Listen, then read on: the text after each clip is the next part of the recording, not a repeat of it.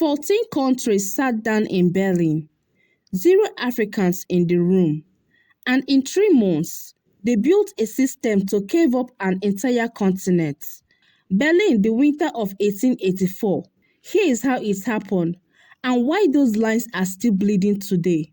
Before we go further, this is history, not blame.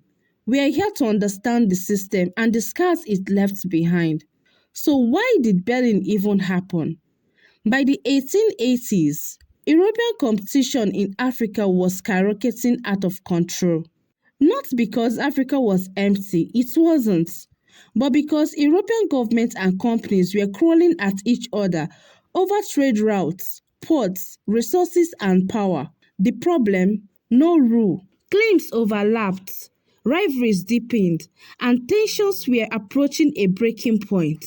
Two things mattered most: the great river basins, the Congo, the Niger. Rivers were highways, and highways meant money. Germany's Chancellor Otto von Bismarck hosted the conference. On paper, it sounded civilized: trade, navigation, order, even humanitarian language. But the real result was colder mechanical. A framework for how European powers would cave up a continent and respect each other's gods.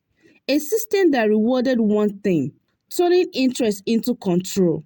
The conference ended with an agreement. The General Act of Berlin 1885. Let me break it down. First, notification. If a European power claimed coastal territory, they had to inform the other. Second, and this is the one that changed everything: effective occupation. Here's what it really meant. You couldn't just plant a flag and call it yours. To make a claim count, you had to prove you controlled it. Troops, police, administrators, presence on the ground. Sounds like paperwork, but the consequences were devastating. Because once paper claims weren't enough, the pressure to move inland exploded. The scramble shifted from influence to occupation. Third, trade and navigation, especially the Congo and Niger rivers. Control the waterways, control the wealth. And yes, the language condemned the slave trade, but noble words on paper have never stopped power from doing what it wanted.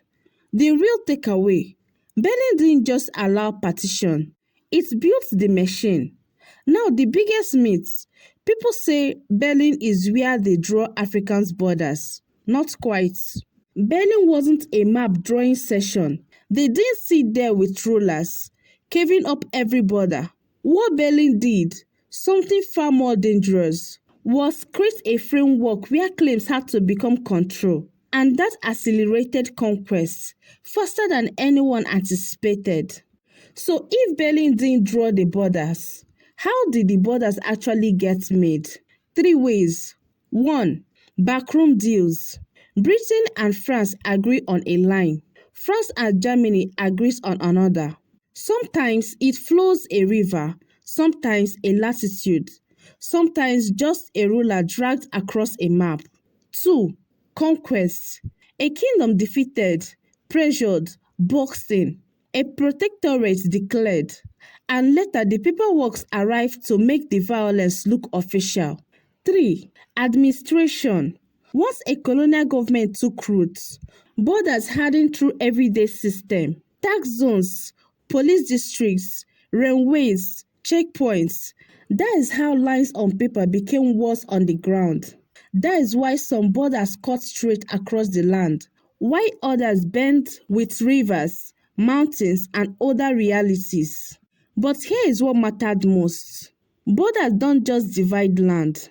They decide who shares a country, who controls the capital, who reaches the ports, and who gets locked out. Now, you hear people say Berlin caused all of Africans' problem. That is too easy. African societies had politics, rivalries, alliance, and conflicts long before any European set foot there.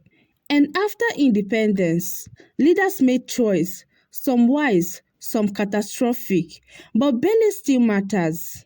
because it normalized a system where foreign claims became permanent occupation almost overnight. And when a colonial state is built around extraction and control, it leaves behind impossible questions. Who belongs? Who holds power? Who benefits from the roads and ports? The trades? Whose language becomes official? Whose history becomes the national story? These are nation building problems. And many countries inherited them the day independence arrived. So no, Berlin wasn't the moment African borders were drawn. Berlin was the moment the Scramble got its rule book. And rule books change every time. If you want to understand why partition exploded and why borders remain such a wound, the Berlin Conference is where it started. Next episode, Congo 1960. Independence crisis and how foreign powers and local fault lines tore a brand new nation apart from day one. If you want African history told straight with dates, maps, and no confusion, subscribe. I will see you there.